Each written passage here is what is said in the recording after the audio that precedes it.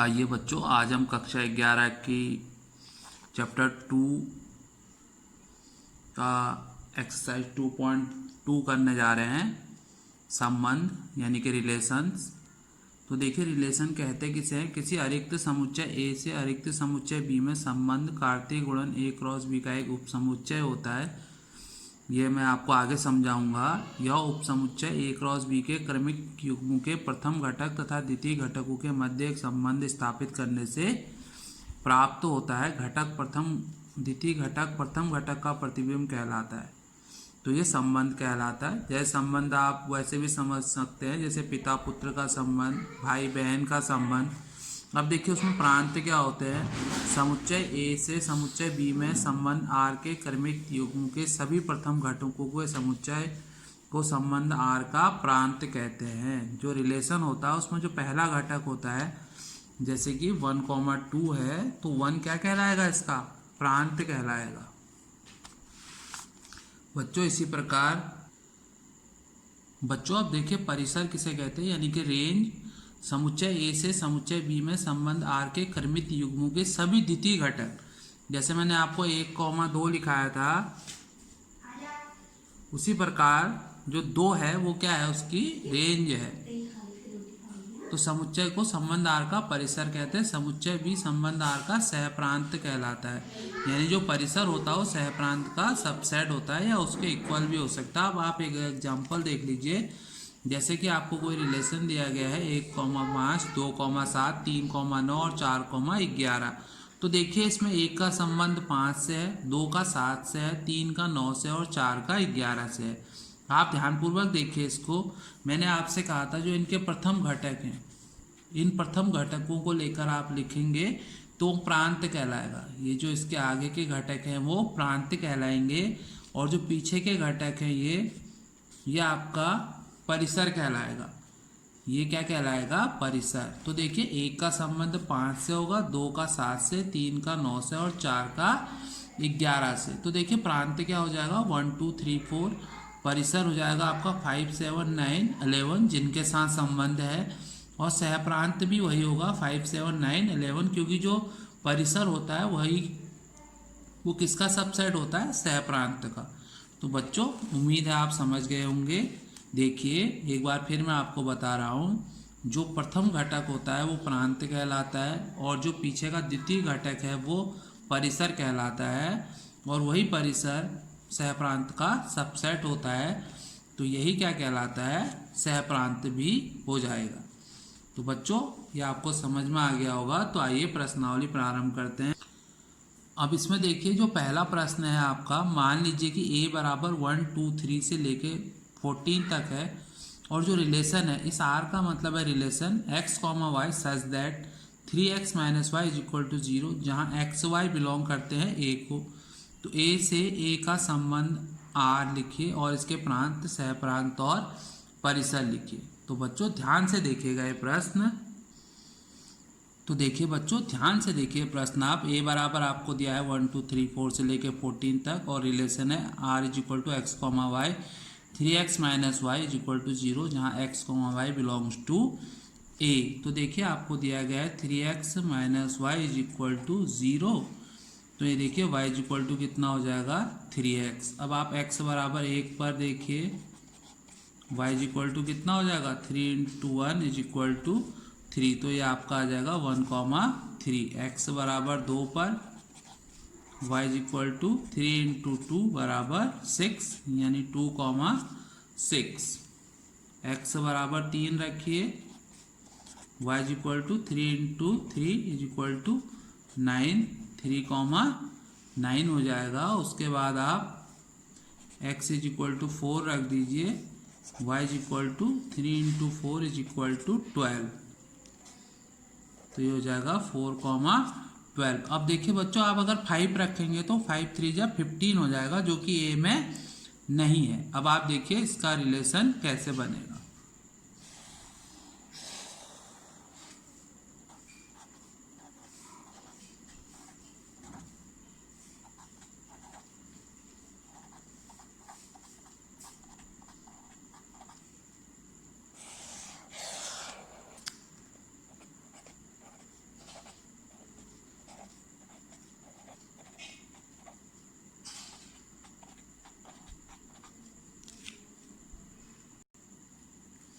बच्चों इससे आप आसानी से समझ लीजिए, 1 का प्रतिबिंब बना था 3, 2 का 6, 3 का 9 और 4 का 12। अब देखिए जिनका संबंध है वो तो प्रांत हो जाएंगे, जिनके साथ है वो परिसर हो जाएगा, और बाकी जितने भी सब हैं वो सहप्रांत हो जाएंगे। तो बच्चों देखो प्रांत क्या हो जाएगा, जिनका संबंध है 1, 2, 3 और 4। परिसर क्या हो जाएगा आपका, जिनके साथ संबंध है, यानी कि 3, 6, 9, 12। तो जो इसका रिलेशन था वो लिख लीजिए आप 1, 3, 2, 6, 3, 9 और 4, 12। तो देखिए प्रांत आगे वाला हो जाएगा, परिसर पीछे वाला हो जाएगा। तो बच्चों जो सह प्रांत हो जाएगा वो क्या हो जाएगा, 1, 2, 3 से लेकर के 14 तक सह प्रांत में सब आ जाएंगे। बच्चों अब आपका दूसरा प्रश्न है, प्राकृत संख्याओं के समुच्चय पर r = x, y such that y = x + 5। x संख्या 4 से कम एक प्राकृत संख्या है, x, y belongs to n यानी नेचुरल नंबर द्वारा एक संबंध r परिभाषित है। इस संबंध को रोस्टर रूप में और इसके प्रांत और परिसर लिखिए। तो बच्चों देखिए अब इसमें जो रिलेशन है वो क्या है, y = x + 5 और x क्या है 4 से कम एक प्राकृत संख्या यानी x = 1, 2, 3। तो x बराबर 1 पर देखिए y = 1 + 5 = 6। तो ये हो जाएगा आपका 1, 6। x बराबर 2 पर y = 2 + 5 = 7, 2, 7। और x बराबर 3 पर y = 3 + 5 = 8, 3, 8। तो देखिए अब ये संबंध कैसे बन जाएगा, 1, 2, 3 और 6, 7, 8। 1 का 6 से, 2 का 7 से, 3 का 8 से, ये रिलेशन हो गया। अब आपको ये रोस्टर रूप में लिखना है, तो r = 1, 6, 2, 7 और 3, 8। तो बच्चों ये रोस्टर रूप में हो गया। अब इसका प्रांत देखिए क्या होगा, आगे वाले अवयव 1, 2, 3 और परिसर क्या होगा, जो द्वितीय घटक है यानी 6, 7 और 8। तो ये आपका आंसर हो गया। बच्चों अब तीसरा प्रश्न है, a बराबर आपको दिया है 1, 2, 3, 5 और b बराबर 4, 6, 9। a से b में एक संबंध r = x, y, x और y का अंतर विषम है। ध्यानपूर्वक देखिएगा, x और y का अंतर विषम है। x belongs to a, x a को बिलोंग करता है और y b को। तो r को आपको रोस्टर रूप में लिखना है। तो बच्चों देखिए आपको किस प्रकार करना है, x और y का अंतर विषम है। तो देखिए आप 1, 4 लिखिए, 1 से 4 को घटाइए 3 आ जाएगा, या 4 से 1 को घटाइए तो 3 आएगा। तो अंतर क्या हो जाएगा, विषम। फिर 1, 6 लिख दीजिए, 6 में से 1 गया 5।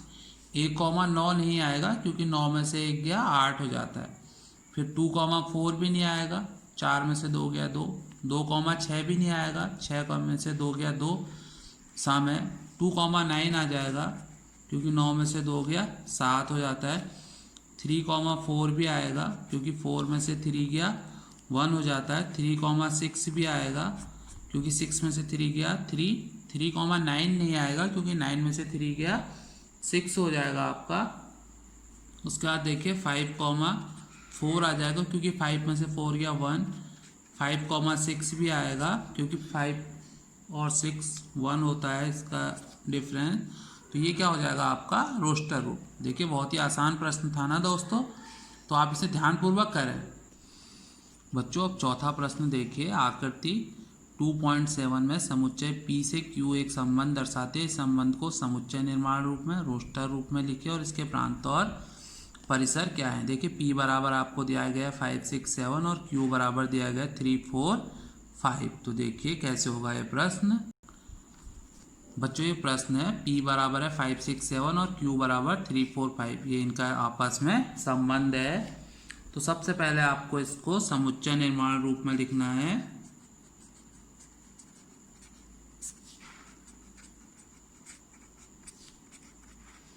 देखिए आप इसका अंतर देखिए, 5 में से 3 माइनस कीजिए 2 आएगा, 6 में से 4 माइनस कीजिए 2 आएगा, 7 में से 5 माइनस कीजिए 2 आएगा। तो इनका अंतर क्या है? 2 है। तो r इज इक्वल टू क्या हो जाएगा? x comma y such that x is equal to y plus 2। देखिए इसमें आप जोड़ेंगे 2 तो आ जाएगा ये, जहां x बिलोंग्स टू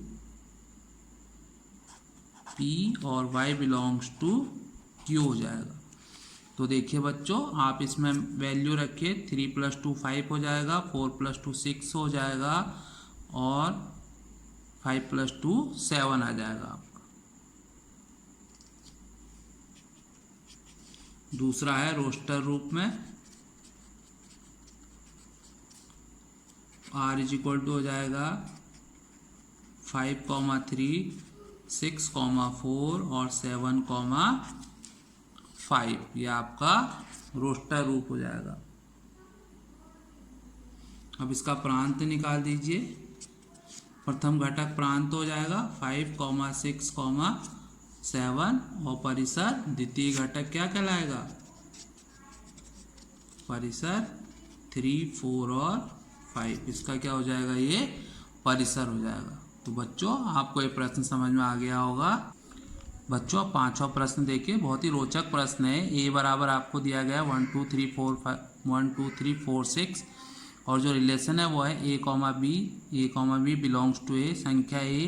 संख्या b को यथावत विभाजित करती है, मतलब a में b का भागा चले जाता है। तो आपको ये ध्यानपूर्वक सबसे पहले तो आपको ये रोस्टर रूप में लिखना है। तो बच्चों देखिए हम इसे कैसे करेंगे। 1, 1 जो कि 1 का डिवाइड 1 में भी चले जाता है, 1, 2 1, 3 1, 4।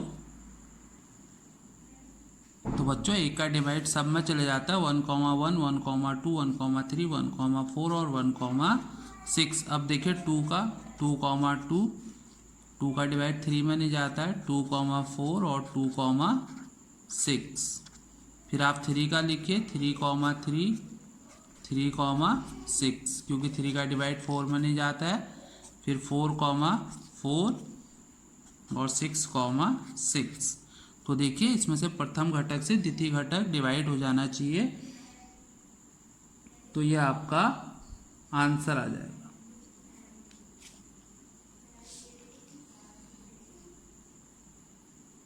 अब आपको प्रांत निकालना है। तो देखिए जो प्रथम घटक है वो प्रांत हो जाएगा, 1 2 3 4 और 6 प्रांत हो जाएगा। और परिसर क्या हो जाएगा? जो द्वितीय घटक है वो भी सभी हैं, 1 2 3 4 और 6। तो ये इसका परिसर भी यही हो जाएगा। तो बच्चों ये समझ में आ गया होगा आपको। बच्चों इसी प्रकार छठा प्रश्न है, r is equal to x, x plus 5 such that x belongs to 0 1 2 3 4 और 5। तो आपको परिभाषित संबंध r के प्रांत और परिसर को ज्ञात करना है। तो आइए प्रश्न हल करते हैं। तो बच्चों आपको x, x प्लस 5 दिया है, x इज इक्वल टू 0। तो सबसे पहले आप इसमें वैल्यू रख दीजिए।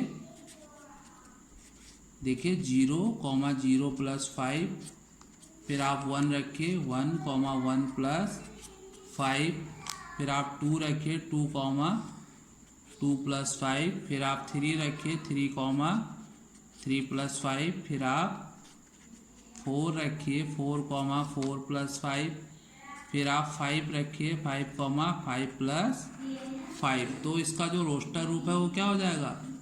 0, 5 1, 6 2, 7 3, 8 4, 9 और 5, 10। तो बच्चों ये आपका रोस्टर रूप हो गया। आपको समझ में आ गया होगा ये। सबसे पहले आपको x की जगह 0 रखना है, फिर 1, फिर 2, फिर 3, फिर 4, फिर 5। अब देखिए इसका प्रांत क्या हो जाएगा? तो बच्चों प्रांत हो जाएगा जो प्रथम घटक है यानी कि 0, 1, 2, 3, 4 और 5, और इसका परिसर क्या हो जाएगा, जो द्वितीय घटक है 5, 6, 7, 8, 9 और 10, ये इसका परिसर हो जाएगा। ये आपका आंसर भी हो जाएगा। बच्चों अब 7वां प्रश्न है संबंध R x comma x cube. ध्यान दीजिएगा, एक्स कॉमा एक्स क्यूब और एक्स संख्या 10 से कम एक अभाज्य संख्या, एक्स संख्या 10 से कम एक अभाज्य संख्या है। इसको आपको रोस्टर रूप में लिखना है। सबसे पहले आप लिख लीजिए 10 से कम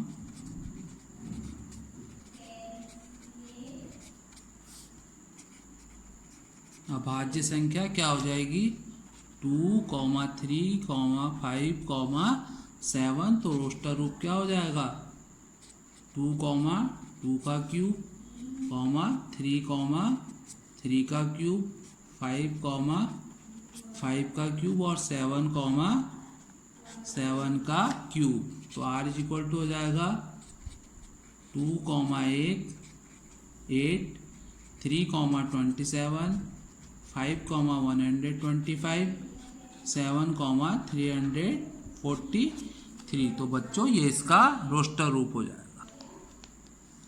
बच्चों अब 8वां प्रश्न है, a बराबर आपको x, y, z दिया है और b बराबर 1, 2।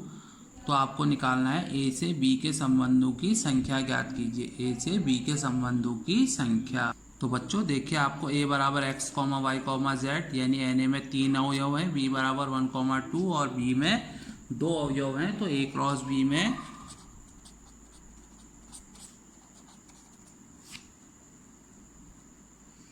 क्रमित युग्मों की संख्या कितनी हो जाएगी,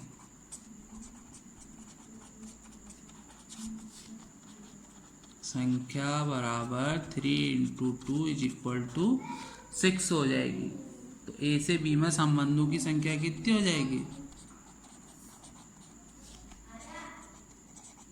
संबंधों की संख्या बराबर 2 की पावर 6 यानी कि 64। बच्चों अब इस एक्सरसाइज का अंतिम प्रश्न है। मान लीजिए आर जेड पर r = a, b, a b belongs to Z, a - b एक पूर्णांक है द्वारा परिभाषित एक संबंध है r के प्रांत और परिसर ज्ञात कीजिए। बच्चों अब 9वां प्रश्न है जो आपका a, b such that a b belongs to Z, a - b एक पूर्णांक है। तो a भी जेड को बिलोंग करता है, b भी जेड को, और a - b एक पूर्णांक है तो a - b भी बिलोंग करता है जेड को। तब जेड से जेड में संबंध जो है वो r = a, b। तो जेड और जेड ही होंगे वो दोनों, तो प्रांत भी जेड हो जाएगा और इसका परिसर भी जेड हो जाएगा। तो बच्चों उम्मीद है आपको ये प्रश्नावली समझ में आई होगी। अगर आपको कहीं पर नहीं आई है तो समझ में कहीं पर नहीं आया है आप कमेंट बॉक्स में लिख सकते हैं। अगर वीडियो पसंद आया हो तो लाइक और सब्सक्राइब करें। धन्यवाद।